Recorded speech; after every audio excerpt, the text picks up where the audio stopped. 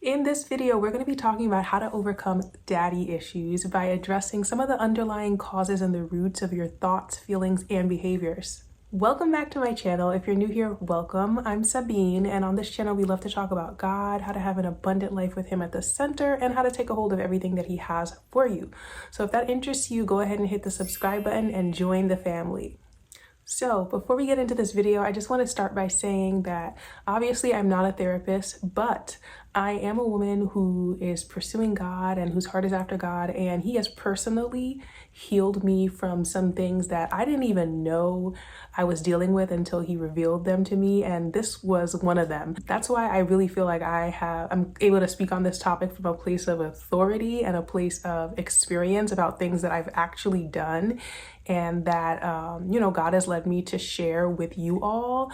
Second thing I want to say is that I really do not like the term daddy issues, but for the sake of you all finding this video, I used it. The reason I don't like it is because it's kind of void of meaning. Like, it's not even, what does that mean? We really want to get to the underlying things that are causing strain within ourselves. We're talking about things like abandonment issues. We're talking about fatherlessness. We're talking about childhood trauma or any kind of strain in your relationship with your father or your father figure. I hope that you can connect to this, and we're gonna jump right in because I have a lot to talk about. So let's get into these 6 elements of overcoming daddy issues. And the very first one that I want to bring up to you is forgiving yourself.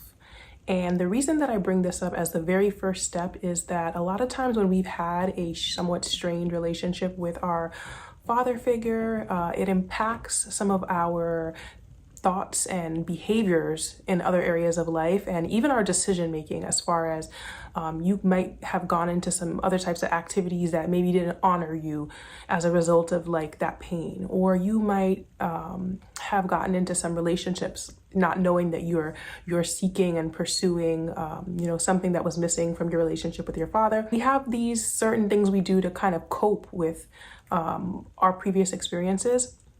So in order for you to really get into the point where you're ready to forgive someone else, you first have to be willing to take a look at your own life, right? So I want you to take some time to reflect back over the years. And I love journaling, so I really encourage you to get a journal. Just reflect back over the years on how you think that this situation and this strained relationship may have affected your life and your choices. You can do this over the course of a few days, or it might be over the course of weeks or months. As you reflect over this, you'll be able to go back and kind of like release yourself and kind of just say like that you did the best you could given the circumstances that you were under, and try to practice letting yourself know that you forgive yourself and that you love yourself and that you're moving forward. As you do that, you're going to find that the next stages it'll be easier to extend forgiveness and release some of these things you're holding on to once you first given yourself like a space to be safe and to accept like yourself and the choices that you've made, and release them and be willing to move forward from them. Element number 2 of overcoming daddy issues is that I want you to reflect on what the role of a father means to you. And when I say that, I mean, what kind of qualities, characteristics, behaviors do you associate in general with the role of a father? So not specific or exclusive to your father, but just think about what does that role mean to you? What is someone in that position supposed to do? So this is going to be useful for you for 2 reasons, right? The first one is that after you finish expressing what you feel this role means to you, you can kind of go back and look at it objectively and say, is this something that I can hold to be true to any father anywhere in the world, right? You can kind of assess whether this is an expectation that you truly believe any father can meet. And then 2, later on in your journey, you may want to actually go back and compare, how does your own father align with this expectation? Meaning, for each of the attributes, qualities, behaviors that you listed, go back and maybe look at, when did he show up for me in this area? How did he not show up for me in this area? So it kind of just gives you a viewpoint of A, what do you think this is? Then B, is this realistic? Is this something that I think any father could meet? And then C, how does my very own father match up to these things? Element number 3 of overcoming your daddy issues is that I want you to assess your narratives. So I want you to ask yourself the question, what are the narratives about my experience with fatherhood that I have over my life? A lot of times as we are, growing up, we take on some stories, some narratives about our lives, about what's right in our lives, what's wrong in our lives, why certain things happen in our lives. And we can pick these up from lots of different places, from our experiences, from media, from things other people in our family may say over us. We start taking that on as our own narrative, as like, I had a hard life, my dad wasn't there, my life is bad because of it. And we just take on this narrative. Even though we won't necessarily do it as an active role, we hold that in the back of our head. You don't realize it at the time, but sometimes you do take on these narratives. So it's important to really assess and, like I said, write these things down, get them out of your head and see, what do I really think? So you can look at your thoughts and assess the story that you have playing in your mind. And you may have to do some digging. This isn't going to be some thoughts that are just on the forefront of your brain that you can just call on, because a lot of times when we go through traumatic, painful experiences, to survive, we literally have to bury them in the depths of our brain, almost in our subconscious. So it may be something that you spend some time really thinking about. Don't just give up on it if it doesn't come to you right away. Like, really reflect on it and think about it. Think about how you would really tell this story, how the kid version of you would tell this story. I also want to be sensitive to the fact that for some people, the narrative that you have playing may be a very sensitive one. Let's say that you were a victim of abuse or some other kind of trauma. It's not to say that as you write out your narrative, we're not discrediting or saying that the things that happened didn't happen, right? They did happen to you.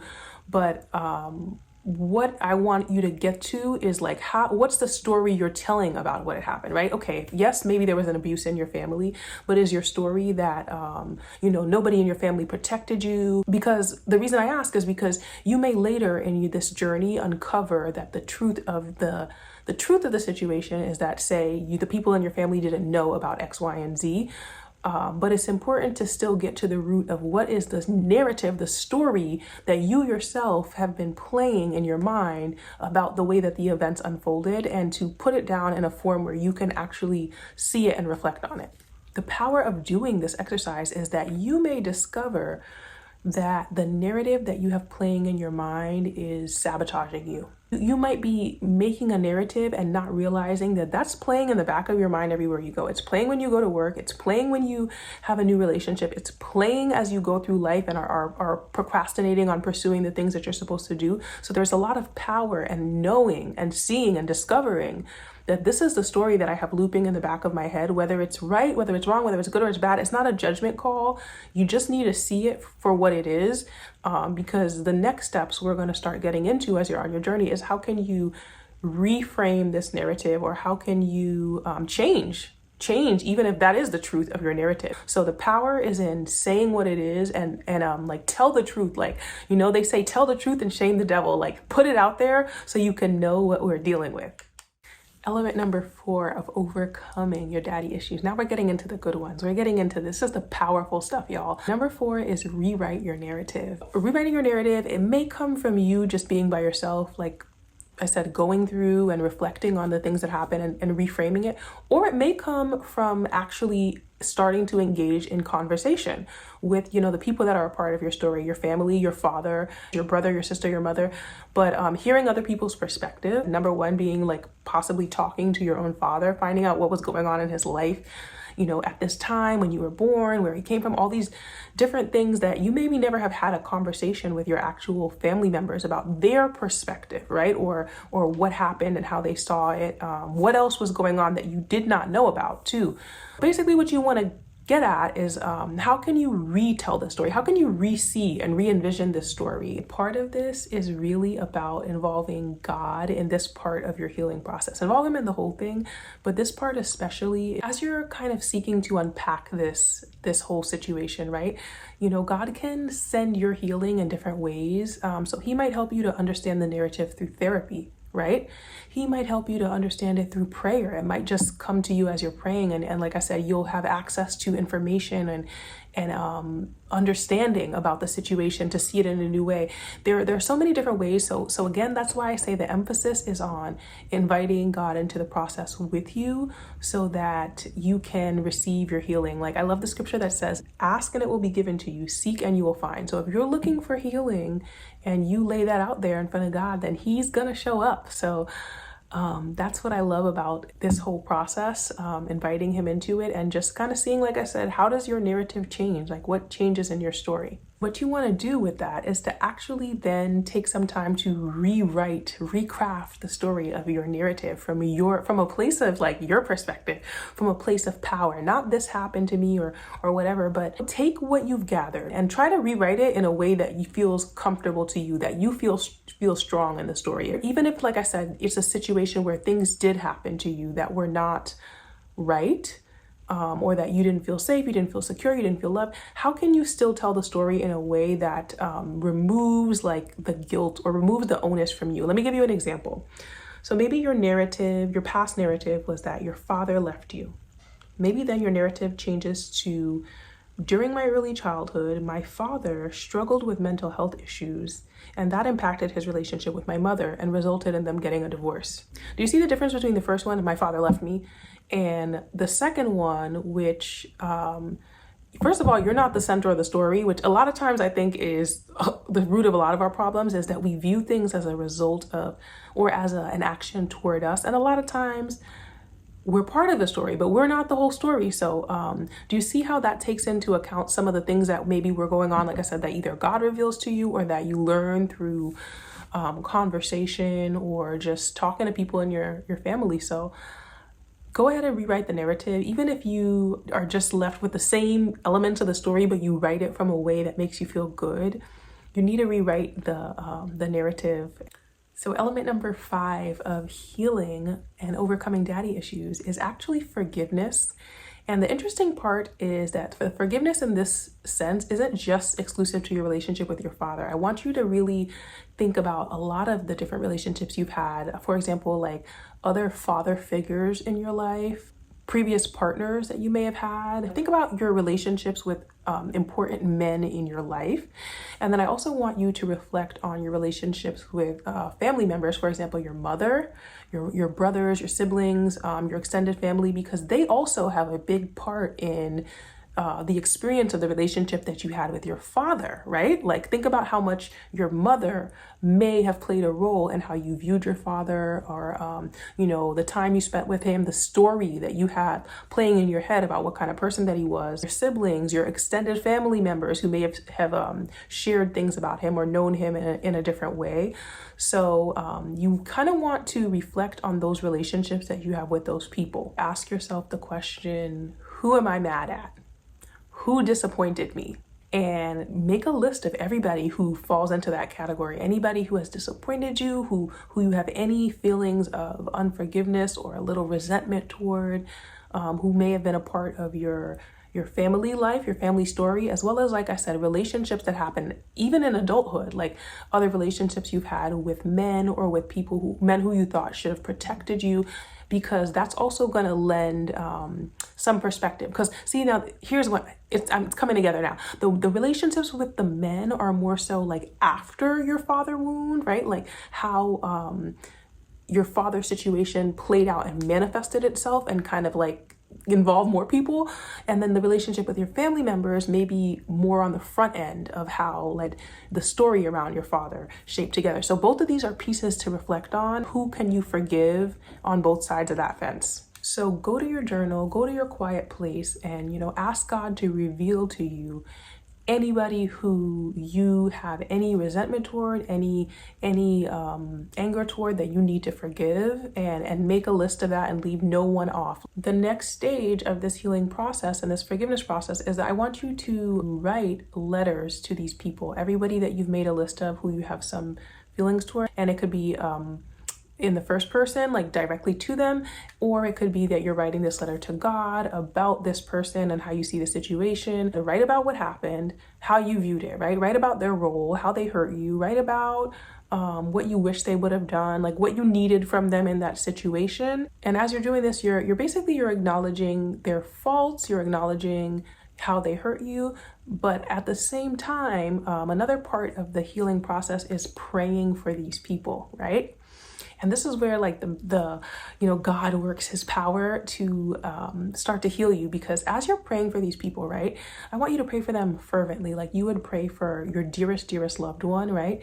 I want you to pray like good things over their life. I want you to, pray for them to be better people, for them to be stronger people, and also for God to, show you something like their goodness, show you who they are. And you're also going to pray to God to just reflect on your gratitude for his forgiveness, right? Like when we think about what Jesus did for us, right? And the cross, and him taking the fall for all of our sin, and so that we can be forgiven, that's going to make it very challenging for you to hold on to resentment toward these people, because you're praying for them, for God to show you the good in them. You're praying to forgive them. And you're also reflecting on the fact that we're already forgiven, right? That we are all recipients of God's grace. So pray for yourself that God can help to turn your heart to, that you can be more forgiving. So the combination of all of these things, writing the letter and explaining what you're upset about, and then also working with God to pray, to ask him to reveal to you, who this person is, the best of this person, and to see them as, see love in them, and to extend forgiveness and love to them, is where the magic of this healing process really starts to unfold. So just be serious about choosing to forgive them, and that you are not going to hold on to any resentment, any negative feelings, and keep on praying. It's not a one-time prayer and you're done. Keep on praying for these people. Add them to your daily prayer list, your father and whoever else is on this list, so that you can keep going until you feel absolutely no reservation there. You'll know when you can stop, because when you think of the person, you'll think of joy, you'll think of love. You won't feel any feelings of anger toward them anymore. And that is really like the most amazing part of this process, when you arrive to that feeling of realizing that you've been able to release some of those feelings that you have. The final step that I want you to undertake as an element of overcoming daddy issues is that I want you to celebrate the positive influences in your life. So I want you to think back on all of the good father figures that you had in your life, whether it's your grandpa, whether it's your coaches, your teachers, anybody who's had a positive impact on your life, and reflect on what they've done, what they've added to you, how they've influenced you in a good way, right? I want you to think about all of the strong women in your life who have stepped up, maybe where you didn't have the male figure, but you had somebody show up for you either way, right? So when you start to, not only have you forgiven the people that have upset you, but you start to put yourself in a position of gratitude and appreciation and love for all of the things that, you didn't have it the way you wanted to, but you're not where you could have been. You're not where a lot of other people are and were in a worse situation than you, right? So you reframe your mind to focus on, like I said, all of these positive experiences and things that have been sent into your life to make up for where there was a lack and a deficiency. And it makes you really start looking like, hey, wait a minute, things are not that bad. Like I really have a lot of people to say thank you to. And you could either start the practice of actually vocalizing to those people, like, thank you, I was thinking about you, and how you were there for me during blah blah blah, and I'm just so grateful. Maybe you just write a letter to them as well. Maybe you go back to your journal and you list out these people and the things that they've done for you. And you can do this as a running thing too, because they're continuing to be new people and new situations in life to be thankful for. So that is the sixth element of overcoming daddy issues. I hope that this list and this strategy, it's like, I feel like this is just gonna knock out any like seriously deep-seated issues that you all have if you commit to it as a process. It's not a 1, 2, 3. That's why I didn't say 6 steps. I said elements, because these are things that you have to be willing to uncover and unfold over a period of time as you really commit yourself to this work, and you bring like your bring the true willingness to do it. You know, if you're still angry and you're still resentful and you're not ready to, that's okay too. You have to honor where you are, and that's why I said the very first step is forgiving yourself. So if you're not ready to do that, you know, maybe you're not ready to jump into this full process yet, but you have these tools and they're waiting for you and they're ready for you. So when you are ready, you know, like just know that God is gonna, when you ask and you seek, he's gonna deliver the healing to you that you ask for and that you show up for and that you're claiming. And he's gonna help you to rewrite your story and rewrite your narrative to where the person that you were and the story that you were holding on to and the anger and the resentment and the sadness, you're going to get to a point where you don't even recognize that story, and you're able to just, you know, hopefully share it with somebody else and pass that good news along. So if this video blessed you, that's one thing that I ask you, is that you do share. There's a little arrow on there, a share button that you can use to just share it with a friend, send it to them by text or by email. That really helps me, and I hope that it helps people and that this video impacts people in like a wonderful way. So please share if you felt moved. And before we go, I just want to declare over you all that whoever is watching this video, that God is breaking those shackles over your life. Like any inheritance of unwholeness in your family, of trauma, it's broken, it's defeated. I'm declaring that, you know, your new story, your new authority is going to be in your wholeness. It's going to be in your story that you're rewriting is going to impact the rest of your family and the people around you. So don't give up on this journey. I really appreciate y'all for tuning in. I love y'all. God loves y'all. And make sure you check the description so you can see some other ways that you can support my channel, some other videos that you want to check out. I think if you like this one, you'll really love the video that I did on rejection. You might also like the one that I did on self-esteem, linked below. So make sure you check that out. Thank you so much for tuning in. And if you have not tuned in yet, subscribe, and I will see y'all soon.